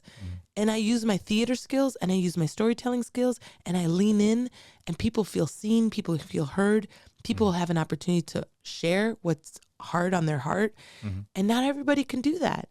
So I know that I'm not great at all things, and in these one areas I fall way short, but I do know that like I'm good at certain things. So it is hard because also life is compartmentalized, and the people that need you to be good at cooking, like my kids or my husband, they're not seeing me facilitating those circles. So life is lopsided in that way. But like last night, I was at this event at the University of Chicago where I'm a civic facilitator in this, it's called the Civic Actor Studio. It's part of the Civic Engagement Office of Civic Engagement at the University of Chicago. And there's this wonderful soul who walks up to my husband and is like, your wife is incredible. She has held so many circles for us and she just understands everybody. And I was like, it was such an unexpected moment that my husband, who's never in that circle of people, could hear from somebody he doesn't know. Yeah, it was that validating I'm really you. good at something. I know he knows I'm good at it, but he doesn't see me in that role on a regular basis, right? I drive away from our house to go facilitate those circles. I don't drag my husband with me. So it was really like a lovely moment to be reminded that like, I am good at certain things, right? Like, ahí está la casa. I got to go back home and declutter. I got to go and deal with the dirty shoes and throw the laundry in and all these things. And I feel like, and as Latinos, I mean, I think that we also fulfill like the gender roles in a sense, and we're weighed down with that. For me, it's like YouTube has been like incredible for me because I didn't grow up with a dad, right? I mean, my dad came in and out, but like a year, you know what I'm saying? That I can remember as a young person. So it's just like I take pride in my house and like fixing my house, right? So the thing is that whenever something comes up, I'm like, well, instead of hiring a person, I'm just gonna buy the miter saw. So I have all these tools now, and like I'm gonna figure it out. That's to say that also weighs down on us. Is like this is what the man does, this is what the woman does. Yeah, well, and there's things that you're good at and things that you're not good at. We're all good at different things. Well, speaking of that, like, tell us about a moment in your life or moments in your life where you stood at the fork of in the fork of the road of life and you had to pivot to make like hard decisions. What was that like, or what were those decisions that you needed to make? So I alluded to this before, which was that I realized there was a moment when I realized that like playing in this small Chicago city of Latino theater, it was too small for me, right? Like I realized that I needed to branch off and do bigger things and other spaces and places and not be limited by the limitations that were pre-existing. Like they had nothing to do with me. This is the way things functioned. And there was a scarcity mindset. And I remember when I started storytelling and I started pursuing this career of being a storyteller on the national level and on the local level, that suddenly I was in places that I didn't know. People were inviting me to little towns in the middle of Iowa, Kansas. I'm trying to think, Kansas, Iowa. I was like in Michigan. I was in little towns in Illinois. Yeah. And I remember thinking like, what am I doing here? What am I doing here? You know, I was very exotic in those spaces suddenly, like the one Latina, or there was a Latino community, but I'm bilingual and clearly so, right? When I speak in English, I don't have an English accent. When I speak in Spanish, I do have an accent. Pero hablo los dos idiomas. I can jump back and forth really solidly. And I remember feeling like the pull away from theater and towards storytelling, like I told you, because I could produce, because I could self-produce, because I was getting paid. I get paid better as a storyteller arriving at a school or a library than for one show than I was making for 2.5 months of work in a play. This to me was insane. And I remembered like this world starting to open up for me and thinking like, I am not going to have the scarcity mindset of like we're all clawing for the same role. No, I'll go in, I'll audition, and if I don't get it, it's because there's something else for me, right? Like the shift. When I got married, I remember realizing that Jesus had a life here in Chicago, as did I. But I was getting ready to move to LA when I met him. I wasn't going to be here. And I remember choosing him over LA, not him over my career, because I kept thinking, well, it's not like I'm going to stop acting. And I was like, no, you know what? I'm going to keep doing my work and I'm going to do it from Chicago. Chicago will be my home base. But I'm going to get those invitations to go to California. I'm going to go get those invitations to go to New York. But those invitations, I'm going to make them from here, from Chicago, there, rather than leaving everything I know to go and get some job in a restaurant, to try to pay a rent, to try to be an actor. And I've been doing that here. And I finally did get those invitations. I just came back from California in March. I'm leaving to California in 2 weeks. I'll be performing at the Sierra Storytelling Festival. And I remember sitting at the lakefront and deciding, I love him. I should say yes. I know that we're not going to move to LA, but I love him. I'm going to make LA come to me. Right? Like I remember like it was a fork in the road because I was like, I can't get married to him. I'm leaving. I don't have time to fall in love. I got my best friend is waiting for me. We're going to rent an apartment together. We I got connections that I'm making connections to work on a project out there. I like had things I was going to do. And I was like falling in love with this human that was not a part of the plan. I was like, he does that. The plan does not include Chicago. You know, I was like going to leave. And so I'm really grateful that I listened to that source energy inside of me that said, he's right, but he's right for me. And I am an actor. I am a creative. I don't have to choose between doing it in LA and doing it here. Why can't I do it here? We're a good city. I got great theaters here. I've got great access points. And there was like this dividing moment. And I remember, you know, my best friend was in LA and I had to call her and be like, Gina, I'm not coming. Ooh. I want to see where this is going to go. I was falling in love with him and I was like, I feel like I need to know what's going to happen here before I leave it. And how did she react? She had heard me falling in love and she was like, she was like, I knew you were in love. She's like, I do it, you know? And we're still BFFs today. I just saw her when I went to go perform in California. I stayed with her before going off to the University of California in Bakersfield to perform and teach workshops. I got to spend time with her, but like, we don't get to see each other nearly as much, but we still are dear friends, right? And like that California life, like, it's coming. All of that work that I've been, and it's like sowing seeds and working that land for a long time. The harvest comes later, right? You got to be plowing that field and watering that grass. And like, you don't get the harvest right away, but I'm grateful. I'm grateful that I was patient and that I've been consistent and that I believe our stories matter and that I just keep doing the work.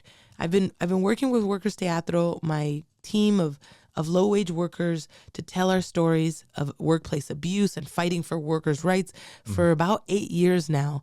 And it's just now starting to really look like something. It's been 8 years of sowing the seeds and watering that grass. And like, we just came back from Omaha, Nebraska, where we presented. And we had a gathering of people where we came with a show about how these nonprofit organizations that appear to be social justice, because they publicly are showing a really good face, but they are so functioning outside of their mission statement and are so toxic inside. And we gathered this group of humans and we're able to bring about so many examples of that internationally. People speaking about these story examples from other states in the United States and from other countries. And like, we crafted that where we were able to share in the struggles of what this work is, because even though you say you're a part of social justice, the social justice movement is made up of humans, and humans are very imperfect. And like I am imperfect, and the team is imperfect, and the organizations are imperfect, but we can't get to a space of good if we don't face those imperfections and try to deal with those problems. Yeah, and one of the things that comes up to mind, like you were mentioning Omaha and all these like rural areas, is like the idea of when you were in college and you ran into the book that the professor, or in your textbook, right? Yeah. Where it was like, this is a Latino playwright that wrote this play. You may be doing that for people in those spaces where you perform, where you you lived the life where it was just like you were the other, and you see somebody on stage speaking your story and being like validating you as a young person. If you perform in front of even in front of adults, like performing in front of adults and being like, wow, I see myself in that. It has to be a powerful thing. I was in Utah on a stage at the Timpanogos Storytelling Festival, and I did my 1-hour solo set about being from in between, stories of being a young Colombian girl and an American girl. And it was very, my show is, what is that? When you go in order of life, it's very chronological. Thank you. It's very chronological from my youth to my adulthood, right? And I get off the stage about being Colombiana y Americana, and this woman comes up to me and she says, "Oh, I know that. I know your story because my parents, they spoke German. My grandparents spoke German, but they chose not to speak German to us. I wish that I could speak German. I wish that I knew the language and could talk to my parents. My parents spoke it, but they didn't teach it to us because back then it was dangerous to speak German and they wanted us to assimilate.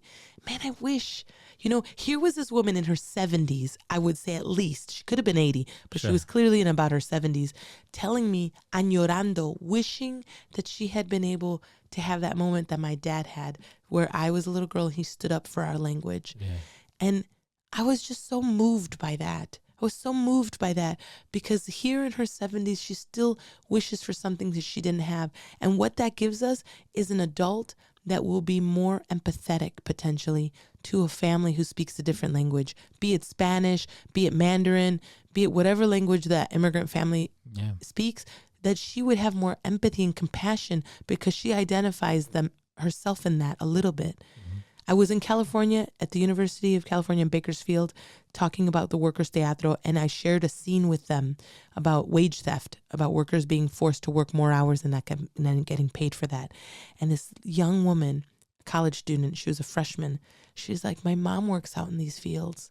I want my mom and her coworkers to hear this story because they're struggling with that. I hear them arguing about it all the time. How are they going to get the farmers to pay them what they deserve?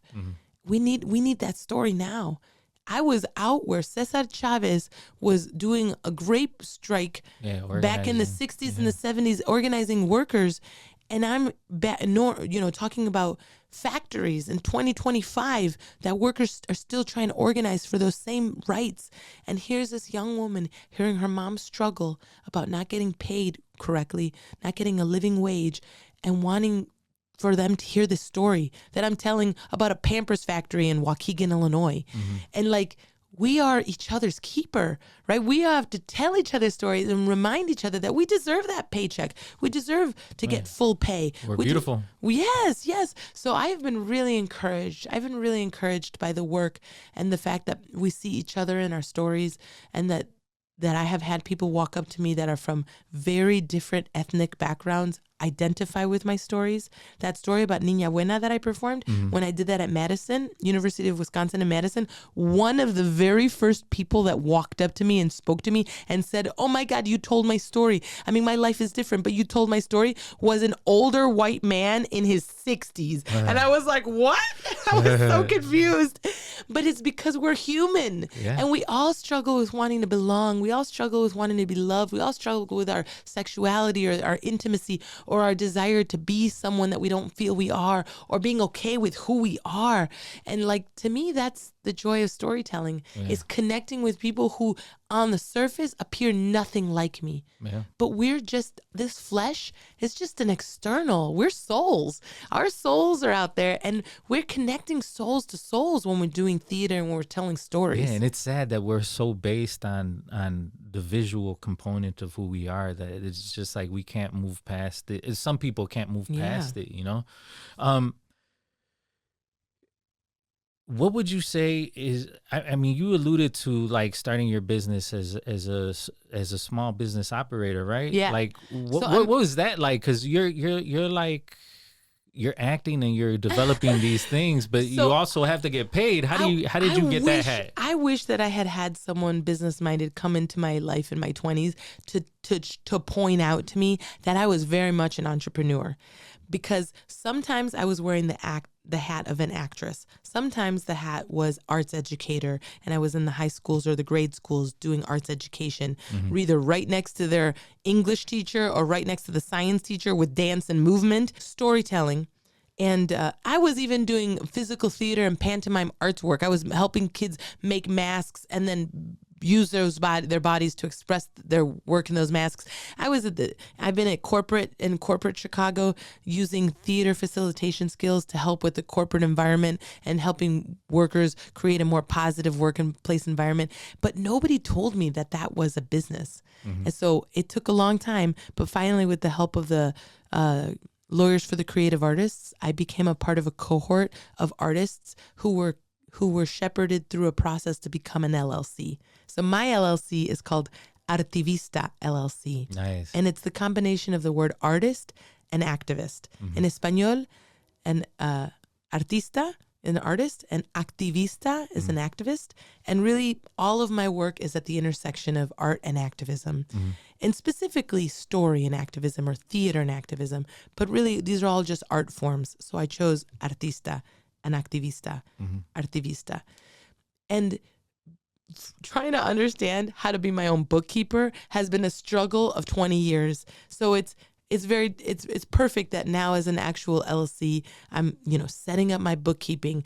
I'm trying to understand the taxes in the world, and how do you put money away for retirement. These are things that all artists should be taught at a young age, because all of those hard earning years are exactly that. They are hard earning years. And instead of stocking things away little by little to set up for retirement, I finally grew up and was like, holy moly, if I don't take care of me, who's going to take care of me? Yeah. It's okay that I'm married. I'm grateful to have a partner, but that shouldn't be his burden alone. I want to be able to have retirement of my own. I want to be able to, and when you're hopping from gig to gig as a full-time independent artist, you don't have a 501c3 that's paying you. You don't have like a full-time job at a nonprofit or a 9-to-5 of some kind. You got to set that up for yourself. And so I've been learning the ropes around that, because, and I'm happy that in a very short time that Artivista LLC has been out in the world, I have now hired BIPOC artists to work with me on my team. I have a personal assistant who's my project manager, who's helping me negotiate and juggle all these many different projects. These are goals that I had one day hoped to arrive at, and I'm there, right? It's like coming together. And so like, I honestly would love to take a business class, because at this point, what I'm doing is business. But all the business chops that I've been developing has been sink or swim. I've been learning them as I go, because I didn't have that class, when I was young. And really that is I I would say that's a shortcoming of the traditional theater programs. And I think they're doing a better job of it, understanding that when artists hit the pavement after those 4 years of college, they need to know how to be a business. And so now I am hearing that those theater programs do have marketing classes, and they do have, they're encouraging their students to take an economics class so they can understand how to balance a checkbook and all these things, right? Like, but that should be a part of the business career of the preparation. It's not just about being able to, it's not just about being able to tell a monologue, perform a monologue. You also have to be able to sustain yourself as an artist. Yes. And I think that that's one of the things is like, for me, money was the root of all evil, you know? And so whenever I thought about money, it was like, money was just like things I didn't want to think about.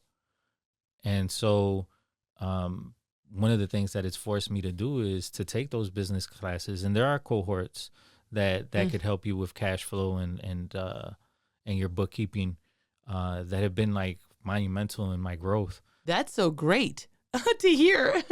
No, yeah, but they're gonna approach it from a business perspective, so it's not gonna be from an artist perspective. So you have to take the information that you're getting and like mold it into the type of business that you have, right? Because they're talking about products.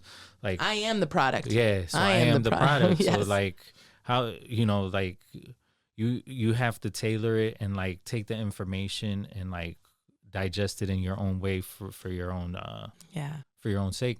As far as like, if you could speak to yourself as a child, or to speak to the little Jasmin, right? Knowing everything that you've learned throughout your life, like, what would you whisper in little Jasmin's ear that would make her either more powerful, more settled, more focused? Like, what would you whisper if you could get in a time machine and like go back? I wish I could do that. I wish I could go back, because I would tell little Jasmin that she was enough. You were enough. You are not too tall. You are not too brown. You are not too big, because I've never been a petite person. I'm fortunate that I'm healthy, but I never struggled with weight and obesity, but I've always been tall. And when you're Latina, these stereotypes of having to be shorter than your partner, those archetypes, they affect you as a young woman, as a young girl. And I remember feeling like slouching a lot. I remember slouching amongst my friends because I was the tallest of all of us. I remember feeling like I was awkward or gawky. And I just would love to go back to be like, you are beautiful. You are beautiful. You are enough just the way you are. And your stories, they matter. They really matter, Jasmin, because I didn't think that because my story fit in the Saved by the Bell TV show that it mattered. I didn't think that I had a good story because I didn't see it on TV. And just because it wasn't on TV didn't mean that it wasn't a good story. It was that the storytellers, the people who had control of what stories mattered, they didn't see my story. They hadn't heard my story. They haven't experienced your story either. They hadn't experienced it. My story is good. And so I just wish I could go back and tell her, you are beautiful and you're not too tall. You are just right. You were designed perfectly by God. And rejoice in that. And be loud and proud. Because I just, your Spanish is good enough. Right? Because I felt bad that I wasn't a Yo no Sabo kid, but I definitely had a thick accent because around the age of 7, I was put in my place so much by family, by correcting my Spanish. And I had such a thick accent that I was embarrassed that I just stopped talking it. I literally just stopped talking it. And I became monolingual English for a long time until I realized it would be really, until I realized I wanted to be a sexy Latina in high school and I wanted to speak Spanish. Then that's when I started to roll the R's. Yes, I wanted to roll my R's, so I started practicing. But like, I wanted to go back and tell that little girl that she's fine just the way she is, and that she's not better than anybody and nobody is better than her. That we are all wonderful. Because like, that's what I think I needed to know to have the confidence that I didn't have. And I really didn't have a lot of confidence. I didn't understand why I wasn't good at certain things. But when you're a second language learner, things don't just come naturally. You don't just pick up a book and be able to read it. Yeah. But I didn't have that patience for myself. I didn't understand that this was a process, that I wasn't dumber than my friends just because they were faster readers or they were faster at math. I didn't understand that when I went up to that chalkboard, not only did I have to understand the equation comprehend what the equation was asking, but then I also had to answer the equation, and I was not sure if at that age I was trying to answer it in Espanol or in English. And then I had to answer the equation and then tell everybody. That was so much pressure for an English language learner. I'm translating to myself to then translate to other people. And I'm just trying to understand the equation, right? Like there were so many layers of oppression there that little Jasmine could never have understood. And I just want to go back to her and be like, you were all right. You were doing good. You know, because I do wish that I had the self-confidence that I believe I feel now that I lacked. And so that did not help me when I hit the pavement running as an actress to have those I don't feel good enough feelings. That doesn't help you. So that's what I would tell her. If there was somebody that wanted to follow the road that you've set out, right, to be an actress, to be a playwright, and could be anybody, right, but maybe looks like you, right, has the same experiences that you've had as a young person, like how would you, and it doesn't necessarily need to be that, but what advice would you give them to flourish, or maybe even like pitfalls that you may have had? Like what would you tell them to be successful? I would tell them to surround themselves by good people, to surround yourself by good people that believe in you, people that you trust, people that you think that you could take their advice, people that aren't there to knock you down or use you for what they need and then be done with you, because those people exist in every industry. So I would say surround yourself by good people and then practice silence and listen to your gut. I would say find quiet moments on a daily to just sit with yourself and exercise knowing what it means to listen to that inside voice that always knows what's the right next move, because the world is so loud that we forget how to hear that little voice inside of us. That's our intuition telling us, yes, that is a door to walk through. No, do not follow that person through that door. That is not going to take you to a good place. And we get so bogged down by all the voices. And I'm telling this from a time when there wasn't social media. Right? Because I'm just talking about when I was in my 20s, social media wasn't a thing yet. And it was loud then. So it's gotten much louder now. Yeah. Sit with your voice. Sit with that. Listen, learn to listen to what the difference is between fear and that still small voice that always leads you the right way. Sure. Because they're two different voices. And you got to listen to that so you know what your next move is.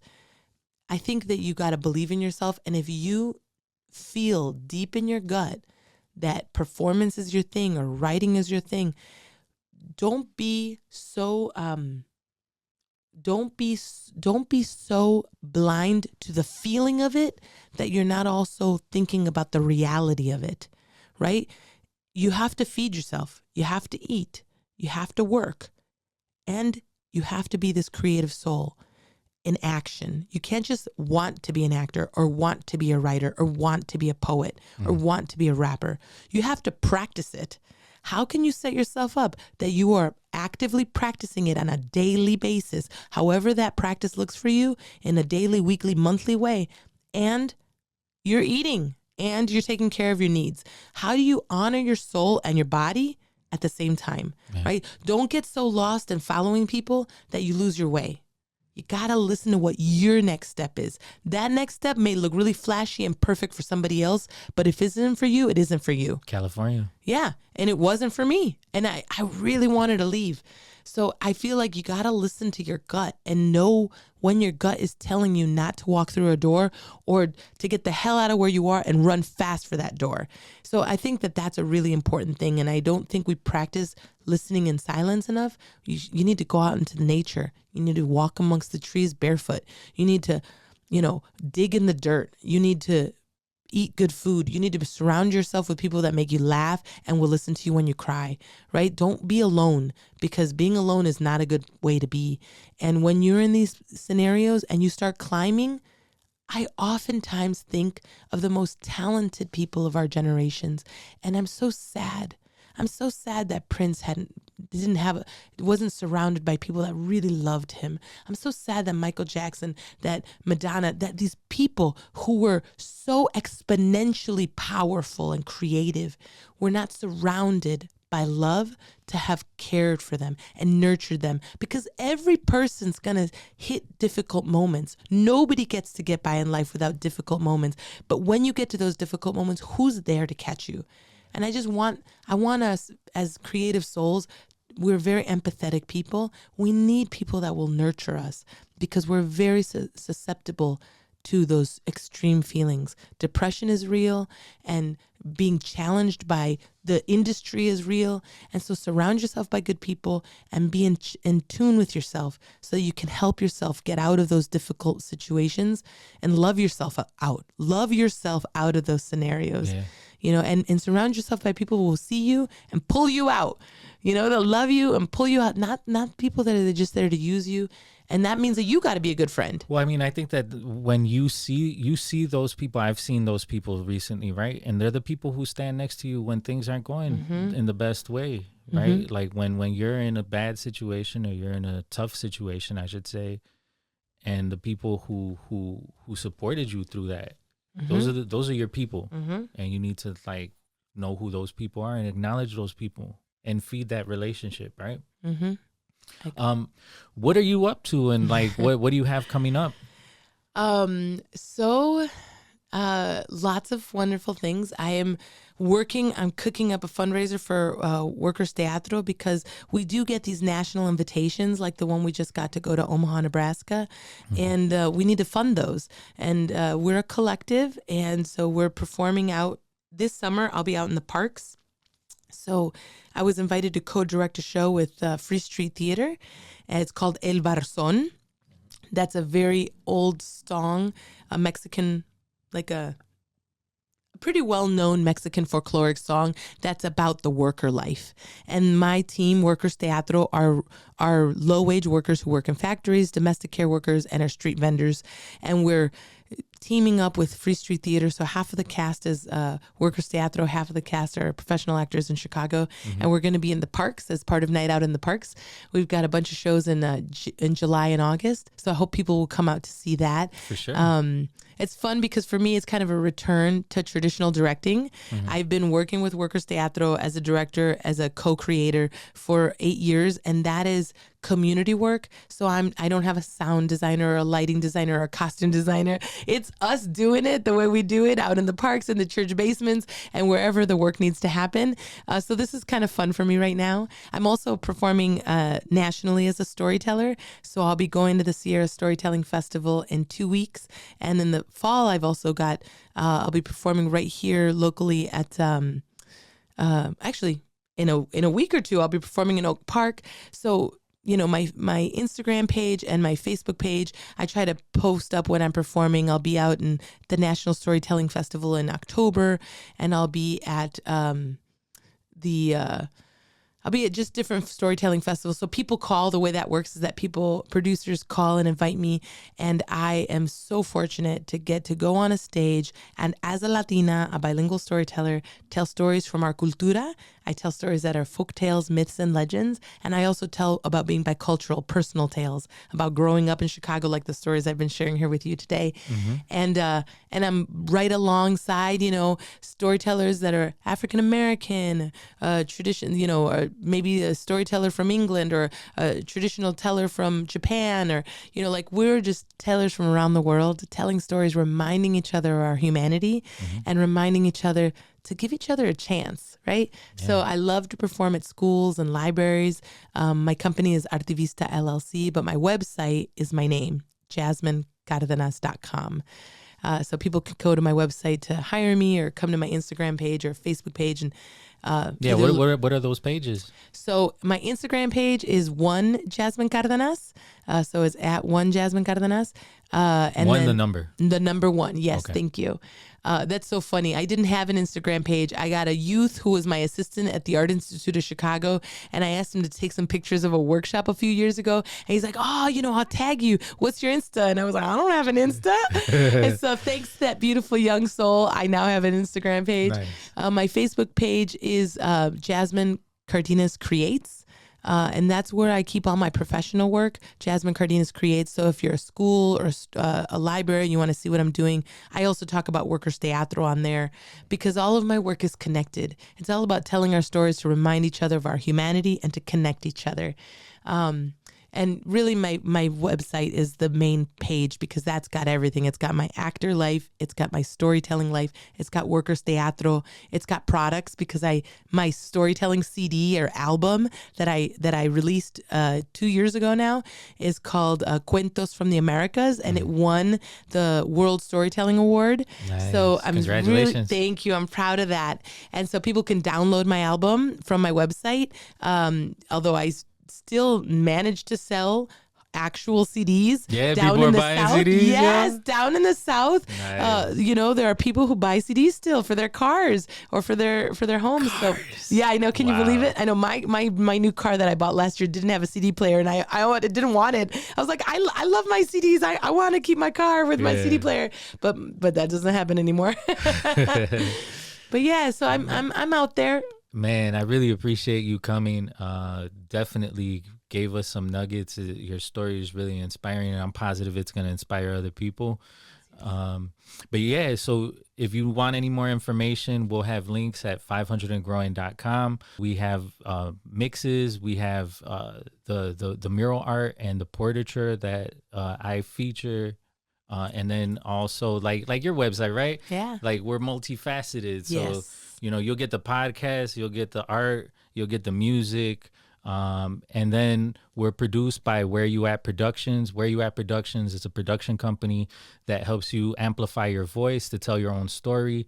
And if you're interested in telling your own story in a podcast, a masterclass, or a live event where you're speaking, reach out to whereyouatproductions.com. And you can definitely contact them and tell your own story. And so thank you very much. Gracias. Thank you so much. 500 and growing. Podcast. Dedicated to the underdog, cause I see you. Working on your craft, getting strong, cause I see you. Ready to set it off and on, cause I see you. Correcting all that is wrong, cause I see you. Dedicated to your craft, read and study the math. Making goals and taking a stand. Original, so you trailblaze a path. In tune with your inner master plan. Visit 500andgrowing.com for more creative content. Thank you very much for listening to the 500 and Growing podcast. Remember that we have incredible guests that have already featured in episodes in the past. So please go back into the archives and listen to their inspirational stories. And then remember that we have incredible guests lined up for the future. So please follow on Instagram at 500 and Growing Podcast. Remember to follow on Spotify or Apple Podcasts or any of the major podcast platforms. You can also check out 500andgrowing.com for more creative content. 500 and growing.